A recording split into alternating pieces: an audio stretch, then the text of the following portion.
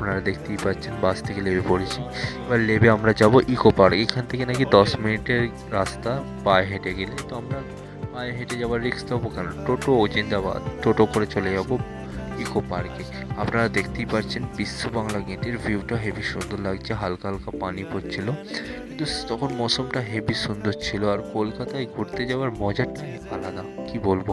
আমরা এবার চলে এসেছি ইকো পার্কের ভেতরে। 30 টাকা করে টিকিট নিয়েছে, আমরা এন্ট্রি করে নিয়েছি ইকো পার্ক।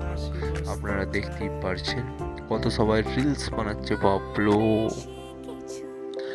এইখানের ভিউটা হেভি লাগছিল, যেন মনে হচ্ছিল কোনো একটা হেভি সুন্দর জায়গায় এসে গেছি। মৌসুমটা হেভি সুন্দর লাগছিল।